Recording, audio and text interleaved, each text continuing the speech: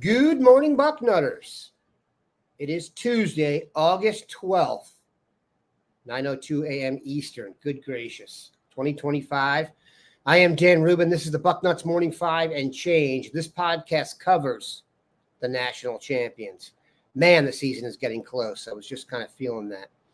Got a great show for you today. The Dean is indisposed. He will not be here. So it'll be me and Mark Porter trying to navigate the friendly skies without the Dean. And you know this. I rarely ask you guys to subscribe to this podcast on YouTube.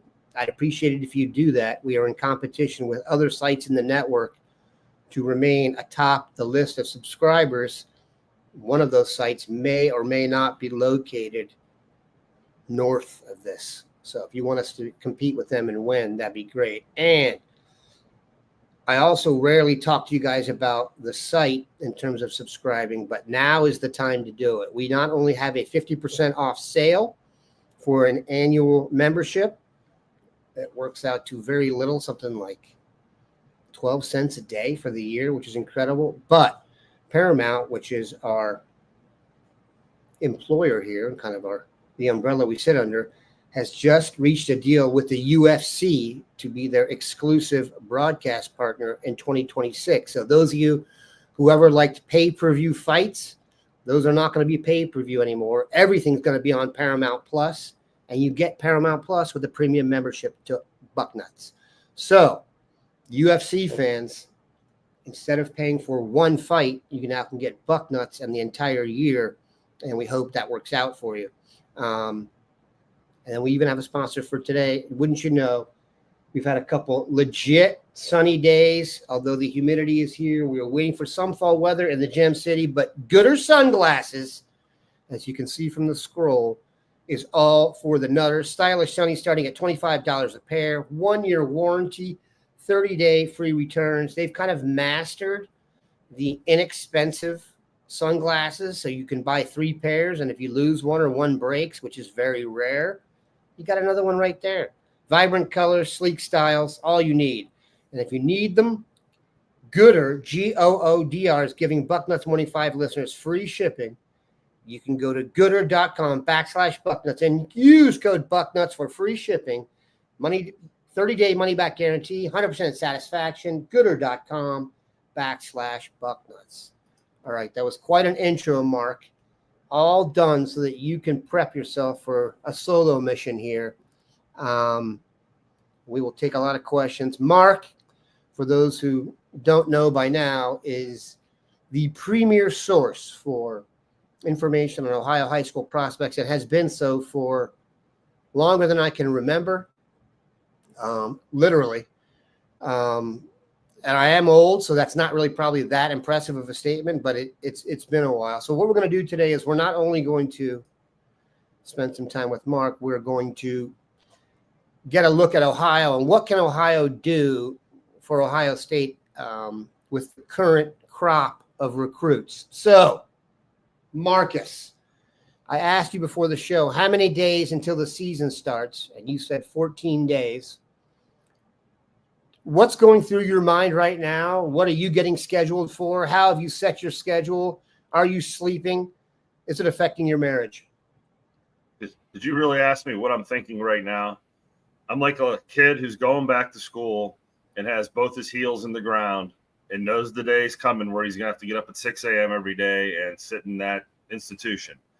So, yeah, there is a little bit of that in me. As much as I love football, as much as it's the best time of the year, but this is the beginning of a grind, and I know there's going to be a grind. So I'm hesitant, and I'm trying to count the minutes and hours as I do. Every time I do something like this is going to be the last time I go golfing this summer.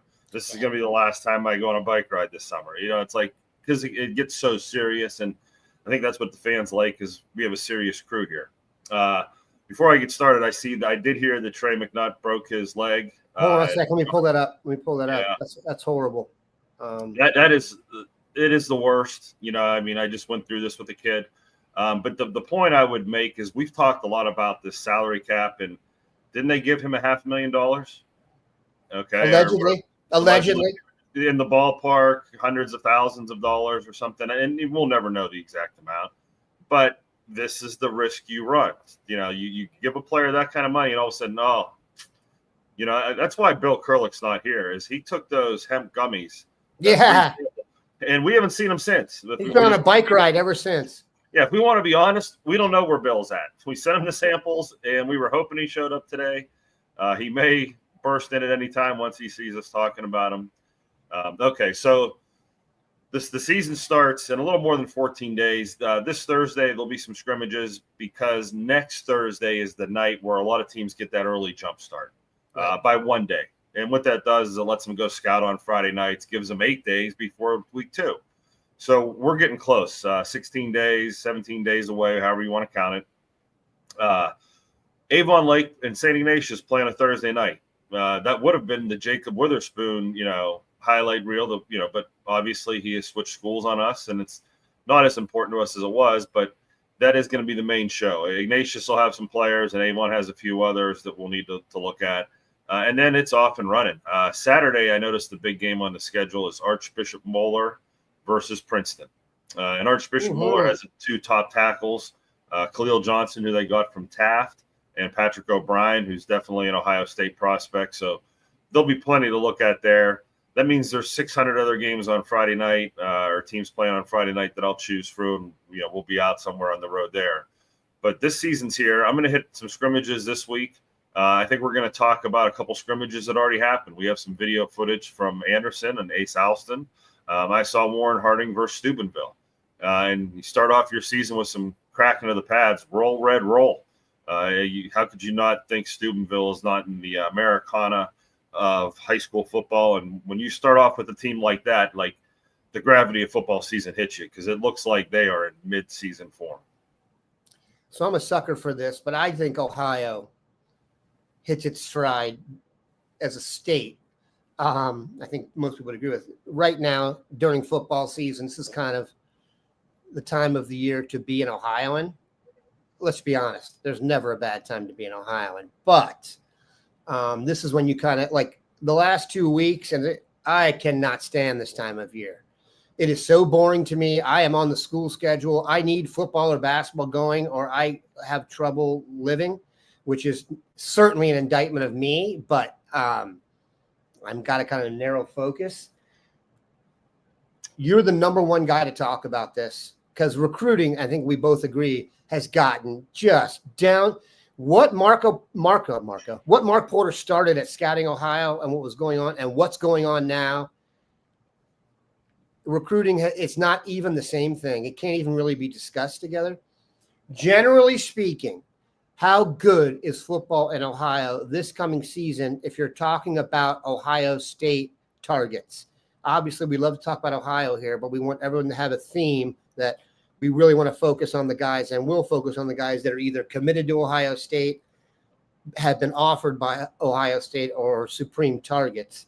And that vacillates. Some years you'd be surprised. I think I looked in the class of 2028, they've got out like 80 offers, and I think only 9 in Ohio. So it fluctuates.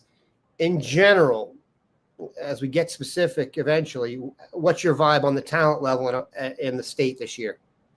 Yeah, and that's what I was going to say is we're looking at maybe 1 or 2 players left in the class of 2026 that will pop up throughout their senior year that Ohio State will throw that little offer at as a bone at the end there.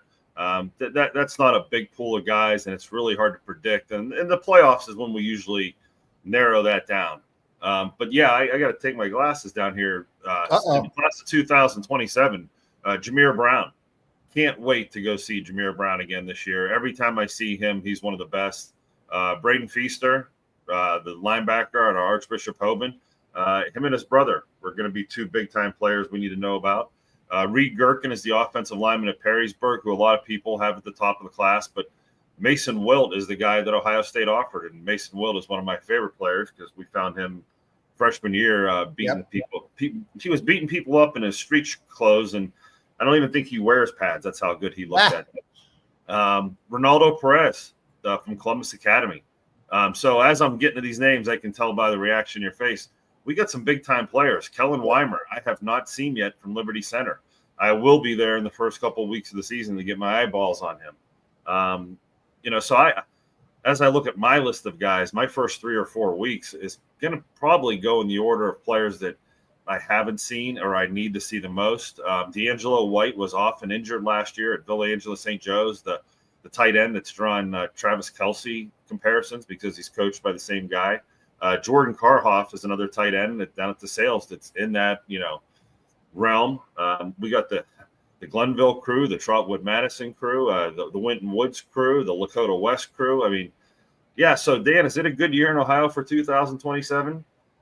For the next 6 or 7 weeks, of the names I just shot at you, we're going to see most of those. I'll bring you a video. I'll go to the game, get you a couple clips that get up in the player's face, and I get real nerdy about the body type and the body changes, and that's what we're following right now. Oh, yeah. Did the 15-year-old make a difference by the time he's a 17-year-old? And most of the time, that's a big difference. So, yeah, the Road Warrior season's begun. I know you said you can't live without football, but come with me for May and June, and you'll want July and August off. Yeah. You'll feel like me. You'll be like, you know what? I need to come up for air for a second here. But I do get, once this drumbeat of the season starts, it really runs my life. Guys like you, it really keeps us on the rails of what we really like to do. I'm not depressed. I was fighting off a sneeze there. So, this is performance-based art. No question. I'm not going back in time, too, because Mark's kids are younger and teenagers, and I can't go through high school football or high school basketball again. That is stressful. Now, we're going to look at some video here shortly. Pull it up for you. I'm not saying he's the top player in the state, but I think there's a chance the name I hear the most among the cognoscenti is Ace Alston from Anderson. If you could let me know or let the people know what you think of him, who he is, kind of what you expect out of him this year, et cetera, that would be wonderful. The more information on Ace we could give, the better. Yeah, Ace is a cornerback from Anderson High School. He's been offered by Ohio State. We went to see him in May for his junior workout or his showcase, and he provided us with the most amount of highlights of any player we saw that day. And, of course, Anderson put him through a pretty good workout to do that. But he played receiver, and there wasn't a high school kid on the field that had a chance to cover him. And when he was a defensive back, there wasn't a high school kid on the field that had a chance to get away from him. Ace sent me some of his highlights. You want to pull them up here. This is from the scrimmage the other day. They had a 3-way scrimmage, so I'm not sure which team this is. They had a couple different guys, but there he is coming up being physical and putting a hat on somebody. You like to see that there. You see the physicality coming off a block down the field. He gave me about 5 plays here. You see him there blocking at receiver and how physical he can be, and you like the way he's pressing people. I mean, these receivers aren't even getting off the line, and then, of course, she'll show you a breakup getting down the field. Yep. So, thanks for Ace to get us involved here in the early preseason. But we're looking, I think Denny Green had a thing is they are who we thought they were. And I changed that to I got to go make sure these guys are who I think they are. Mm-hmm. And Ace is going to definitely live up to the rating, the 5-star, 4-star, whatever he's going to end up as. But the reason we like him so much is he's got some thickness to him. He's not a frail corner. He can tackle. You saw the physicality coming up and putting his hat on somebody. All of the big-time corners that we watch have safety tackling skills to them, or they're just not big-time corners. You just don't get to be a cover guy and be a 4-star, 5-star. You got to be the whole package. In Ohio, we've had a long run of Bryce West, Aaron Scott, Jermaine Matthews, all these big – he is in that – yeah, he's in that group. So, yeah, I don't know if he'll be the number 1 player in Ohio. That'll probably go to a quarterback or a defensive end. But if it goes to a corner, give him my vote. Yeah, he's special. I did notice this, too. It almost seems rare now that these elite corner types are going both ways and playing receiver. There used to be a time when I felt like guys – I'll give you an example. Devin Sanchez, he didn't play much offense, if at all. He may have done it in like dire situations or return kicks at times, but most boring player to scout ever, Devin Sanchez, because literally nothing happened in any game. And I've said this because the opposing corner that lined up opposite Sanchez is going to Arkansas and got attacked. So you have that. We will Ace Alston, put it this way. Great choice of name. I don't know if that's his real first name. It's a great first name. It's a family name for us going to be going forward is Ace. We love it. Tell you what we also love, and I'm going to get my other ad in here so that Mark and I can focus on football, and that is Brunt Workwear. Look at these things, Mark. When you look at me and Mark, you think workers, guys that will be on a construction site, guys that may be dipping and spitting and being construction guys who wear cool hats like this. Look at this hat. So I'm the guy who likes to wear the hat that no one knows where it's from, and you got to get a second look at it. They sent me this. They sent me these boots. Brunt Workwear, started by a worker himself. It is good stuff. The founder is a guy named Eric Gerard. Grew up blue collar. Mark's blue collar on Friday nights. We know that. Brunt Workwear, no doubt the most comfortable work boot you'll ever wear. Comfortable right out of the box. You don't have to, there's no long, painful break-in like all those other brands. I grew up wearing my dad's old Timbs, and it was like wearing wood. These aren't just comfortable, built to perform. They look good. They're waterproof, got a safety toe, soft toe pull-on, got lace-ups, all options for whatever job you're walking into. And right now, for a limited time, Bucknuts listeners get 10% $10 off at Brunt when you use code Bucknuts at checkout. I'm sorry, that's $10. Brunt was tired of the workwear brands out there cutting corners. You people work too hard to be stuck in uncomfortable boots that don't hold up. So use the code Bucknuts and go to bruntworkwear.com. BRUNT workwear.com. Yikes, pause. And after you order, they'll ask you where you heard about Brunt. Do us a favor and tell them it was from this show, Bucknuts. That was not without calamity there. All right. Let's try and attack some questions here. All right. Yes. This was brought up once before, and someone else asked about it again. It's going to come up over and over, I assume. Mark, you want to quickly address that again before we move on? Trey McNutt, the Shaker Heights. Yeah, corner Shaker Heights. Safety.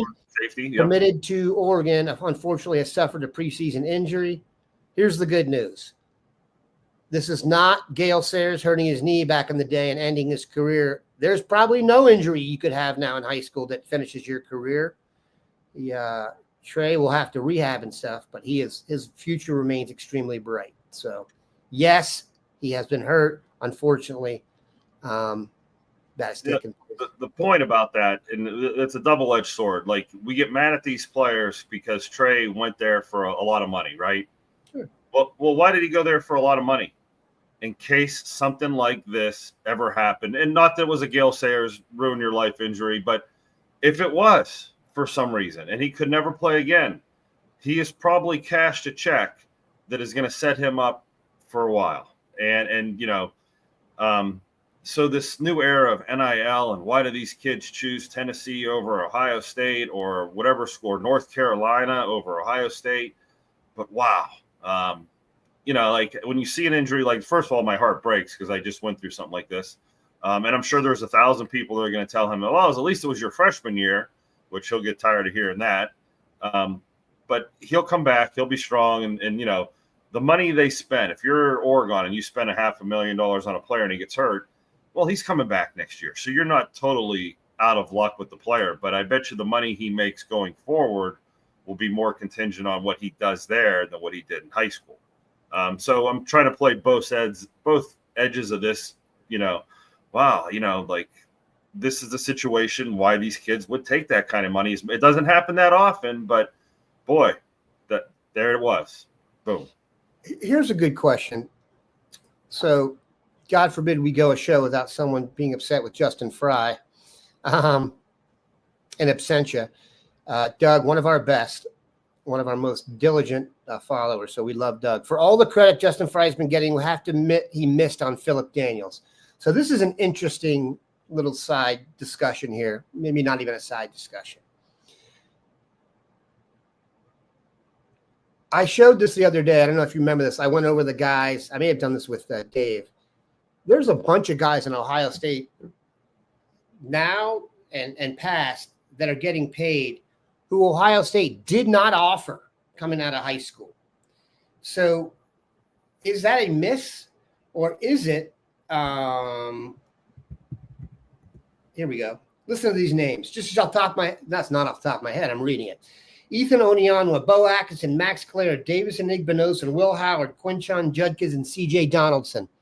I think everyone has supported adding them to the roster and giving them some money. None of those guys got an offer from Ohio State out of high school. So when you say you missed on Phillip Daniels, or maybe we missed on Max Klare, did we miss? Or did we allow him to go to Purdue on someone else's dime and then pick him up when he's productive? And think about it this way. If you're deciding on paying a freshman from Ohio or anywhere else, or Max Klare as a junior, and you're investing your own money, which do you think is a more solid investment? Now, if it's Jeremiah Smith, here's the answer. Jeremiah Smith. If it's a quarterback, Tavian St. Clair, it's always going to be the quarterback. But I would venture a guess that the guys they're not going overboard on, they don't believe are guarantees. I've said this. I use the term OKG, Mark. I stole that from basketball, and I stole it from the Gonzaga program. They started recruiting what they called OKGs, our kind of guys, meaning they would recruit them, they'd commit, they know they're going to be good, they would never give them any more trouble. They wanted to be at that school, they wanted to learn from those coaches. To me, now the art is identifying these players, and I use it again, the Devin Sanchez's of the world, who commit, get compensated, and then are focused on the future and not going back and reamping up their offer and stuff, because that happens continuously. Was it a mistake for Ohio State not to offer Phillip Daniels out of high school? And to that end, you evaluated Phillip Daniels in high school. Were you pushing for them to offer him? So let's get in the Wayback 2020 machine here and kind of, if you can fit all that garbage I just asked you into one answer, thank you. I apologize for being too long-winded. I'm going to type all that into AI and see what it says. Yeah. So James Daniels coming out of high school wasn't Phillip. Was it James? Wasn't James? James Daniels was, I believe, Warren, Ohio. Yeah. Played some center, went to Iowa. We're talking about the Princeton kid. Okay, gotcha. Went to Iowa. Phillip Daniels is the transfer from Minnesota, who's now in a battle for the right tackle job. Yes. Okay. And who did not start continuously at Minnesada. Go ahead. I'm sorry. Let's do both of them, because we didn't offer James Daniels, and he turned out actually. Okay, and he turned out to be James Daniels went to Iowa. Correct. Because I saw that up there. And the reason I replied to Doug earlier when he brought up the Daniels, or when I saw the Daniels name, is that when I was at Warren Harding this weekend, I covered another Daniels, the Daniels brother from Warren Harding, and he just transferred in from Maryland. His name is Ellis Daniels. So we will get to that, but okay, let's get to where we were. I wasn't pushing for the offer for Phillip Daniels from Princeton, and I wasn't probably pushing for the Daniels from Warren Harding. Both of them were shorter guys, and if you remember at those times, we were taking these long prospects and these high upside first round looking bodies, and we really weren't taking the 6'2", 6'3" guard types or center types. So I guess coming out of high school, they did have a little lesser value. But it doesn't mean that they're not OKG type guys, like our kind of guys that, hey, they just aren't 6'7". This would be our type of guy if we could, take them. A mantra out of the Ohio State coaching staff, from every staff I've been followed in the past 20 years, is we can't take them all, Mark. We know they're good. We sit there in our staff room and we shake our head that we're going to let these kids go other places, but we can only take about 20 a year. I went into a big dissertation on this about 5 podcasts ago. It used to be a sin to miss a guy in Ohio. That's what would cost you your job. The long arms goes with the long body. There you go. So I think when you miss on guys like this, you get extra scrutiny, but these aren't guys that should come back and cost you your job. Phillip Daniels was not a big time high school player. His body wasn't done from what I can remember. He was a little bit raw. And Ohio State doesn't usually dip into those guys because there isn't 100% chance they come out the other side. But when they do, in the day of NIL, just bring them back into the fold. You know, it's an easy thing to do now. It's like, oh, any mistake we made, we have this magic eraser called NIL and cash flow, and we'll just make that go away. And if it's not a position need, if we're already full at that position, now we don't have to go get them. We'll save the money.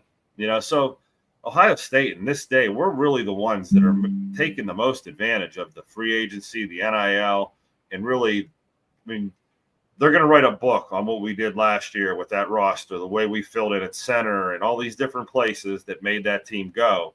There's no way that team wins the national championship without Simmons, McLaughlin, and Judkins and Downs and all these different guys that came in. I know I'm probably forgetting some, but you nail it like that every year to fill in, whether it's Ohio guys or not, you're doing good. It frankly is easier to evaluate a guy after he's played in college for 2 years than beforehand. And I think what we're seeing is the attraction to be a Buckeye is still there for Ohio guys who leave the state. That never wears off. I think maybe I guess there's a look, if they don't offer you and you're somewhat offended, that's fine. And I'm not saying this to besmirch Purdue or Minnesota where those guys went. But playing football at Purdue and Minnesota is not playing football at Ohio State. You're not even treated the same day to day, in my opinion, in terms of facilities and everything like that. So you get there for a few years, that angst wears off, and then the team offers you money to come back and play for the flagship of the state and be the idol of your town again. You're coming back. Keep in mind, we talk about Cincinnati being tough to recruit. Max Klare and Phillip Daniels are essentially from Cincinnati. And they left and still wanted to come back to Columbus, even though we sometimes call it the state of Cincinnati. So we've got to use every attraction that exists for Ohio State. And if it's a cadre of dudes who leave the state every year to prep elsewhere on someone else's dime, who are maybe a coin toss guy, and then it comes up tails and you wanted tails, that makes perfect sense to me. I totally agree with that. What we're going to find out, Mark, and this is what I would get your opinion on. What we're going to find out over the next few years is, did they really miss out when they didn't go in big, like on David Sanders or the guy who went to Tennessee or Felix Ojo, who just took the huge offer from Texas Tech. Texas Tech just got a defensive end who's nationally rated for another ton of money. Let's see how that plays out. Now, if Texas Tech wins the national championship this year, the earth may rotate off its axis, so we'll have that to worry about. But also, then things may change. I do think, and you can agree or disagree with their approach, Mark, but Ohio State's been maybe somewhat conservative on going completely overboard. That said, we don't talk about quarterback battles or wide receiver battles here because we get them all. And that is the main source of discussion on the other sites when you go there as who they're going after. We check those boxes here without even really worrying about it. So wouldn't you agree, Mark, that this approach may actually be more financially solvent? Or do you think they should be running out there and really trying to ante up for some out-of-state, your Tyler Atkinsons of the world? Yeah, I don't think you can ante up for the top paid player in the country every year. That, like I said, I ask NFL GMs who's in the most cap hell right now and how did they get there, and they're going to be like, oh, the Daniel Jones contract, oh, this contract, all these contracts where they made someone, one of the highest paid players and it didn't work out. So I think the salary. What they say is this: you cannot pay good players great money. That's where you get screwed. So you see a lot of these holdouts in the NFL, they would pay, like, let's use an example of the Washington Commanders, Terry McLaurin. They would pay him if it was just for ha-has, but there's a salary cap. He's about to turn 30, and they're worried about the back end of his career. So it's not just pay everyone what they want. There's a cap. I'm sorry, go ahead. No, and I think I just did my own personal beliefs or whatever, is that top player yeah, Tyreek Hill at his finest was a little different. Randy Moss at his finest was a little different. There are certain guys in the NFL league and in college football, Jeremiah Smith, that are a little different, and you have to know the difference in those guys, okay?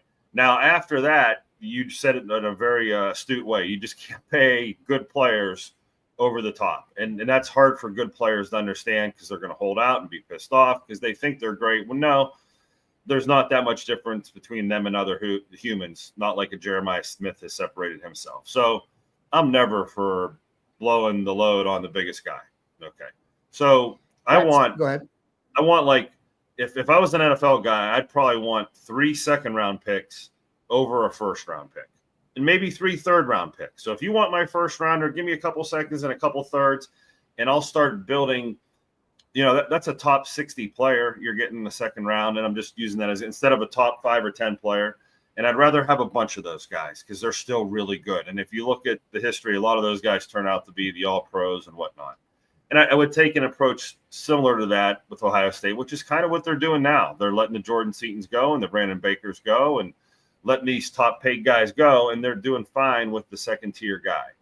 I also think that as far as development goes, you know, everyone says come to Ohio State and iron sharpens iron at practice, and there's some truth to that. And if Max Klare was at practice every day, would he be on the field yet? Would he just be sharpening iron behind the scenes? Would he be as ready to go as he is now? I believe that I believe kind of what you're shaking your head at is when you go somewhere else and you're out there on a field, even if it's Purdue and we're not besmirching them, wherever you're at, you're getting your reps and your experience. You're growing in the game a little bit faster than you would be at practice, I think. And you can prove to more people when you're doing it at a game that it's going to be more duplicatable when it gets to the NFL or gets to Ohio State or wherever it is. So it's almost a cheat code to say, you know what, we can't take these 10 players that we really like, but we're going to watch where they go. And if any of them start to do what we thought they would have done here, we'll be there to swoop in and take them. So using that as using the rest of college football as your JV or minor league system, yikes. I mean, it's like, I love that. Yeah, we got everybody. Like, yeah, so what? We didn't recruit them out of high school. We can recruit them forever. We'll recruit them 2-3 years from now. There's no one that ever actually leaves our board in that, you know, philosophical world. So there you go. Just think about that. It makes sense. I know people don't enjoy the idea of a big-time recruit going elsewhere. Totally. I feel, you know, a little part of me dies also when that happens. But we can't sit here and say it's become pro football and then not acknowledge there's going to be some changes made that come with being pro football. It's not going to be the same as it used to be. We never had a season where we added Caleb Downs, Quinshon Judkins, and Will Howard, among others, out of the transfer portal. Those aren't mediocre players. Those are guys you're going to see on Sundays. And if you get to let someone else do the development, I'll say this again. I used to tell Dave, I wanted the Cowboys to get Quinshon Judkins. That was my number one choice of anybody in college football. And he came to Ohio State. That is like the guy in Animal House who's sitting reading the Playboy and the naked woman flies through the window and he's like, thank you, God. You know what I'm saying? It's unbelievable. All right. There was one thing here I wanted to get to because Doug points this out, and it's a very cool example.